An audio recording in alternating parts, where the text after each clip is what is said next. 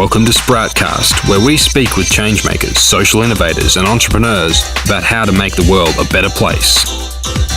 Thank you for listening to Sproutcast. My name is Julia Duffy, and today I'm speaking with Richard Evans, Managing Director of Talent Nation. Talent Nation is a purpose-driven executive search and recruitment company specialising in environment, sustainability, NFP, and social enterprise recruitment. We'll be chatting about the ins and outs of Talent Nation's vision and covering some tips for finding the right team. Richard Evans will also be speaking at Sprout Summit 2017. He'll be covering some of the questions you need to ask to recruit the right people, as well as practical measures for uncovering talent and maximising the potential of your organisation. You can attend Sprout Summit in person in Melbourne on the 12th of October, or you can watch online from wherever you are in the world. Find out more at sprouthq.net. Thank you for joining me today, Richard. Hi, Julia. It's great to be here. Thanks for the invitation to come on. Wonderful. Now, Talent Nation is, I guess, a kind of unusual form of a search and recruitment company because you're purpose-driven or a for-purpose business. Could you tell me what this for-purpose business label means to you and how you explore and put that to work in Talent Nation? Sure. The for-purpose label is an interesting one because if you look at the area that we work within, so our core background is working with environment, sustainability, not-for-profit, social enterprise professionals, so people within the impact space. And when you're embedded within that space, then, I think that tends to influence how you operate and the work that you do. So, I previously owned a recruitment company that did work in this space, but it was run like traditional recruitment companies. It was all about profitability, and I think when you're dealing with people that are driven by a higher purpose, it certainly shifts your model. So certainly what we look to do is enable organisations that are looking to create impact. So our role is really helping them find exceptional talent to really lever up the impact that they're having. And you said that you predominantly work with the social enterprise kind of space. Why is that something that interests you? Is this something you specifically chose or just fell into? What's your kind of background with that space? Sure. So I guess if we look at the structure of the organisation, probably about 30% of our work is in that social enterprise, not-for-profit B Corp space or purpose-driven space. 70% of our work is within what we would define as corporate Australia. So purpose-driven people within large organisations. So we work with your Telstras, Australia Post, BHPs, Mirvacs, the larger corporates, but they're environment, sustainability, community, impact people, looking at renewable energy as well. A lot of the work that we do in that space enables us to then do more work within the social enterprise space. And our view is to really provide the offering that we provide for our corporate clients, so that high-end service, but being able to provide that to organisations that can't necessarily afford a full-blown search at a greatly discounted price. So it's really a bit of an offset model that we look to operate. I guess the reason for trying to do that is, when we started the business, we looked at, where we enjoyed working and the types of people that we enjoyed working with. And an interesting thing is if you look at the B Corp community, so we're a founding B Corp in Australia, and it's one of those elements when you are a B Corp and you're immersed in that community, you really do feel like you've found your tribe. So people understand you and understand why you do what you do, when some of my friends that I went to business school with will look at me and kind of question, why aren't we just profit-driven? Because that is the model that they tend to operate within. I'm interested to compare what businesses that are purpose-driven, that do have those additional extra aims, how they are different and how they work differently from other types of organisations, which, like you mentioned, are pocket-driven. How would you compare the way that Talent Nation works in comparison to non-for-purpose businesses, and also what it feels like to work in an organisation like that?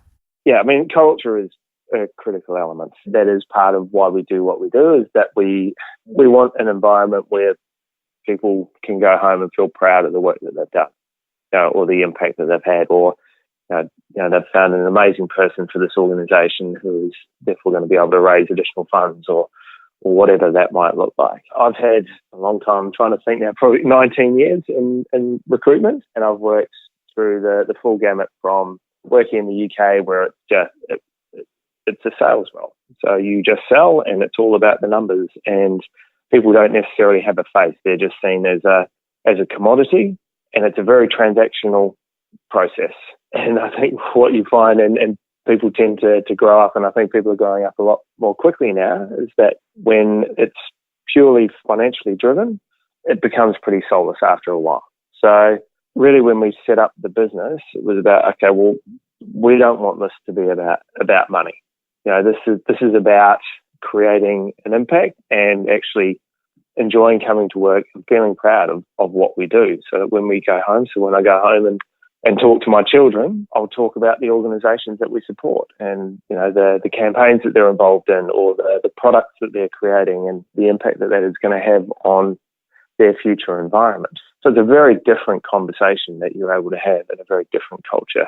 I know when we set up the organisation, we looked at how we would make decisions within the business, and we had a framework that we would look at to determine whether we would work with an organisation or not. And there were 4 tiers to that decision-making framework. First one was, did we make money? Because at the end of the day, we've got to be a going concern. We need to pay bills. We need to pay the staff. The second one, was it fun? Was it an organisation that we wanted to work with and we enjoyed? The third one is, will we learn something? So whether that be a new business that we haven't worked with before or a new area that we haven't come across. And the fourth thing was, does it make an impact? So is there an impact piece? So by using that by looking at things through those 4 lenses, that meant that we were able to approach something or approach a project or an assignment, and we could look at pro bono exercises, because we could go, okay, well, but this is pro bono, but it's going to be great fun. They're a fantastic organisation. We're going to learn about, this new area here, and we can see the impact that we're going to have. So it meant that we've got a different approach to decision making, and it means that when we are approached by organisations who we don't necessarily agree with in terms of what they're doing, whether it's a new coal mine or something along those lines, we can look at it and go, yes, it's profitable, but it doesn't tick any of the other boxes, so we're going to park that one. And we'll focus on something else that we're actually going to feel good about. How do you determine whether an organisation has the requisite impact, and by what mechanism do you assess the impact that they're making? Is it just based on information they've given to you, and what are you looking for? So on one hand, you do look at the organisation and what information you've got. The other thing is that this area is very well networked. Everyone knows everyone else. So it's very easy to find out if someone's not genuine in the work that they're doing.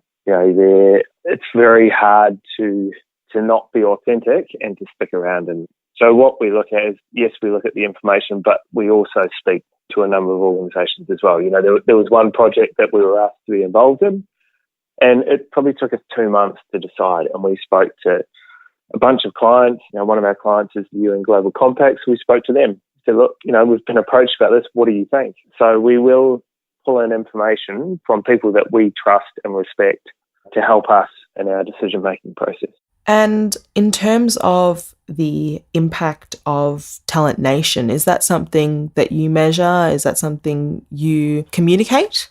We measure it. We don't necessarily communicate it effectively. I think there may be a blog post on there. So we looked at our impact last year, and so there was 100,000 in pro bono donations and I guess discounted services that we offered up in the last calendar year. But it's not necessarily something that we actually look at. It was someone in the office said, I wonder what we actually gave back this year. So it's not something that we formally go, right, okay, let's use this as a promotional tool. It's more out of interest than anything else. So it's something that we do. It's not necessarily something that we go, right, okay, this defines who we are. Mm. And often it comes down to your funding model as well. Mm-hmm. So if you're a not-for-profit, you may have government funding and you need to demonstrate the impact that you're having. So, you look at the social impact measurement, the social return on investment, and people are still grappling with that in terms of how do we actually get a number or pull a number out for this. I'm sure there's multiple ways we could look at, okay, well, what is the impact that we're having? And we could turn it into a fantastic branding campaign. Okay, look, we placed this person into WWF or Trust for Nature or the Nature Conservancy or the Climate Council, or, and this is the impact that we're having. There's a risk there that then it becomes a branding exercise and you lose the connection to the core of actually why you're doing it. If you're doing it for promotional activities, then it comes back to the element of being authentic. And, we get asked about being a B Corp in terms of, did you do that? What do you get out of it? Do you get more business out of it? And we always approach it the same way. Becoming a B Corp wasn't about us using it as marketing collateral. It's something that we actually do, and it helps us identify with other organisations who think the same way that we do and believe that you can actually have a profitable business that does good. If you've got all of the three elements working together, then you'll build a stronger, more robust business. And our logo, so when we created our logo in startup phase, people look at it and it looks a bit like a windmill or a tree or a leaf, but it's the intersection of a Venn diagram with environment, social, and economic. And that, I guess, that defines kind of who we are and what we're about. Excellent. And I think both being a B Corp and having some understanding of the impact you're having so that you can communicate when necessary does allow perhaps those connections with, like you mentioned, the rest of the B Corp kind of community, and I guess can help connections with organisations that you're assisting. So I'm interested for a little more detail in what your experience of being a B Corp was like. And I guess you've kind of answered why that was something that you chose to do. What was the process like for you, the accreditation, and did you find that there were aspects that you needed to work on to meet? Yeah, so it was an interesting process. I first heard about B Corp. So I did the Centre for Sustainability Leadership Fellowship Program back in 2012. That was a period where I'd sold my previous business, which was a recruitment business and, traditional in the sense of profit driven. So I did the CSL program for 6 months and had heard about this B Corp thing in the US. So someone on the course brought it up and isn't that fantastic? It's a great idea. And then I saw Danny Elmagor speak at the New Economy at a conference and just had a chat to him afterwards. And I was like, that's great with what you're doing. And I told him what we were doing. He said, you should be a B Corp. But yeah, okay, that's great, but it's not in Australia. So, no, it's coming. So at that point, we looked into it and went, okay, we'll do the assessment. And, we're doing lots of pro bono work and we're focused in the space and we're good people. And so this is going to be a no-brainer. So we did the assessment and we failed, or we didn't meet the criteria. So it was almost a personal slight to my mind, because I was looking at it going, well, we're a good business, we want to make an impact, but it highlighted that we had gaps in terms of what we were doing. So it was a great process from our perspective to look at. We need to look at our policy. So things that we were doing naturally in terms of looking at local sourcing and in terms of the office environment, ensuring that we were looking after the environment as well and making a place that is easily accessible, and things that you do, but the B Corp process just tightened it up. So we go, okay, we've got a policy for this, or we've got something for this. So it was the things that we were naturally doing, but just getting more rigor around it. So as a business, I think it's a great template to enable you to go, right, okay, yes, you're doing that, but you need to grow up a little bit and put some of these things in place. But then there's also a template there or a roadmap there. Okay, well, you can continue to grow and develop and put more rigor around elements of your business to make you a stronger, more robust organisation. So I think with the certification process, it's something that it can be quite daunting when you look at it. So people always approach it and they go, this would be great, I'll do it. And then they come up and so you need 80 points to certify, and they come out and they go, I've got 50 points and I've got to do this. And so it looks daunting, but the thing with the community as well is it's really supportive. So we want more B Corps.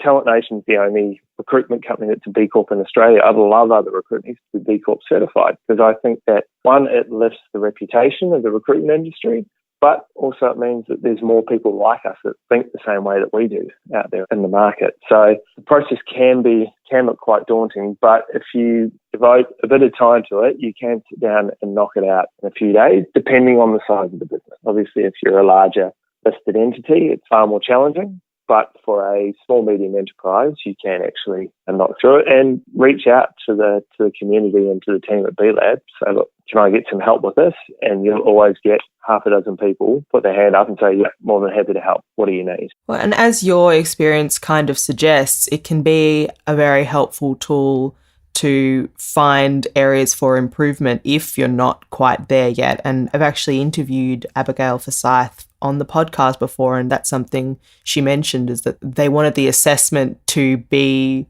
independently from the certification helpful for businesses, just in terms of looking to improve the way they work. Yeah. Well, and that's the thing, that's how they've set it up to go, okay, well, even if you don't certify, use the tool. It's free. So go through the process, Measure What Matters is the name of the tool, something along those lines. We go, use the tool, it's free. Hopefully it'll give you some things that you can work on. Even if you don't want to certify as a B Corp or you decide that's not, there will be elements in there that are beneficial. But what you do get from community, so the retreat in Alice Springs this year was fantastic, like the energy at the retreat, and you're meeting businesses that you go, I didn't think you were a B Corp. So organisations like Aspen Medical, who I'd never heard of before, doing amazing things globally. A large organisation working in zones of conflict, providing medical support and personnel, and with a foundation sitting behind it. So you chat to those sorts of people, and you go, it's great what you're doing and how you're doing it, and how can we collaborate? So if you're working in that area, we're working here. Are there ways that you can work together? Off the back of one of the other conferences, there's 3 B Corps, so ourselves, Spark Strategy and Human IT, that collaborate together, and we've moved into a shared office space, and we bounce ideas off each other, and there's definite alignment in terms of what we're doing and how we think.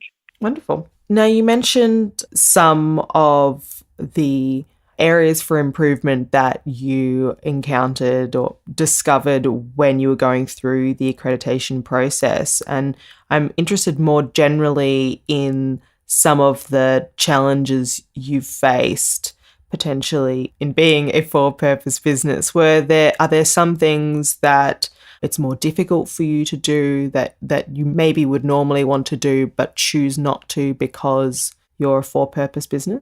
I don't think there's anything really that impacts us negatively. So there's elements that I would look at where we've got the opportunity to work on certain projects or initiatives that if we were a for-purpose business with no conscience, we go, great, we'll do that.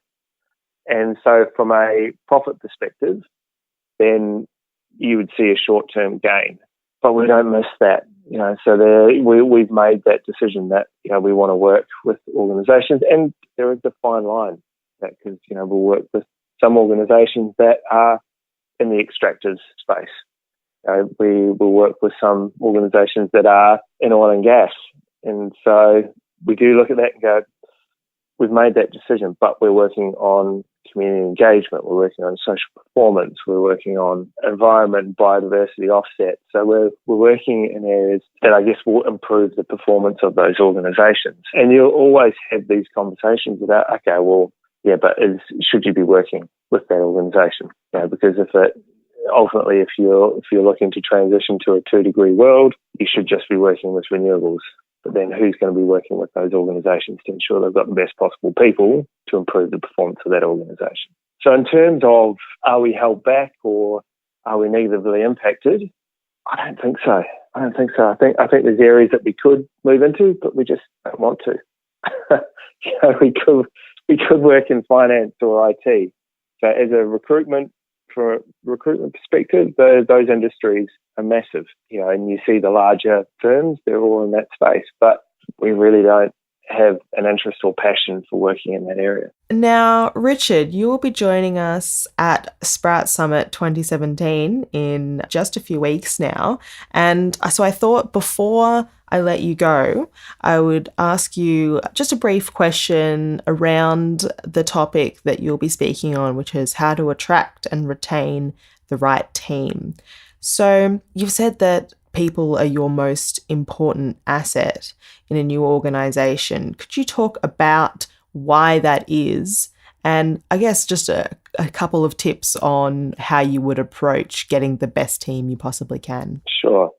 So I think you'll probably notice that we've talked about getting the right talent, not necessarily the best talent. And I guess I'll just touch on that quickly. So what I talk about in terms of getting the right talent is ensuring that, you know, the person fits the culture of your organisation and what you want to do. So, and I'll draw a comparison back to in a former life when I was doing some work for one of the big four banks, and they came out and they said, we want the top graduates out of this school. Now, the challenge with that was that we said, okay, great. So you can attract those graduates. So if you're going to do that, then you're going to have to increase your salaries. And ultimately, the top graduates don't want to come and work for one of the big four retail banks. They want to go and work for an investment bank if that's what they're driven by. So you'll attract them briefly with higher salaries or glossy brochures, but ultimately they won't stay. So what you're better off doing is attracting the people that are attracted to your brand and what you want to do and actually fit the organisation in terms of the roles and the opportunities and the opportunity for growth. So when you're looking at your organisation, it's really important that you get that values alignment.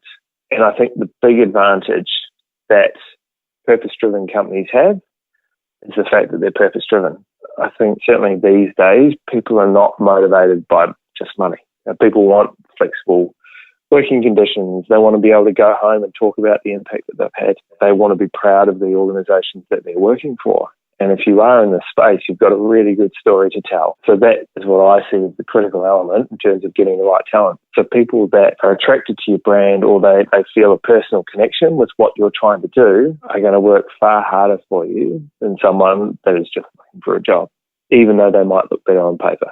Excellent. And I understand that at Sprout Summit, you'll also be talking about the practical measures you can undertake to uncover the talent and then attract them to join you, maximising the potential of your organisation. So if you're thinking of attending Sprout Summit, you can look forward to that extra information.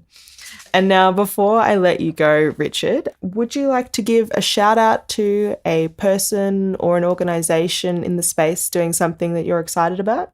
Sure, I would love to. So the Banksia Foundation, which is now in its 29th year, so the foundation celebrates success and sustainability. So certainly bad news dominates the media these days to attract most of the attention. But the Banksia Awards is an annual program that basically it acknowledges exceptional individuals, organisations who are doing great things within the sustainability space. There's a series of TED Talks before the awards as well, so that you can actually see the programs that people are involved in. They'll be in Sydney on November the 1st this year, so you can go to their website, which is banksiafdn.com, to have a look at more detail in terms of who the previous winners are and some of the case studies there.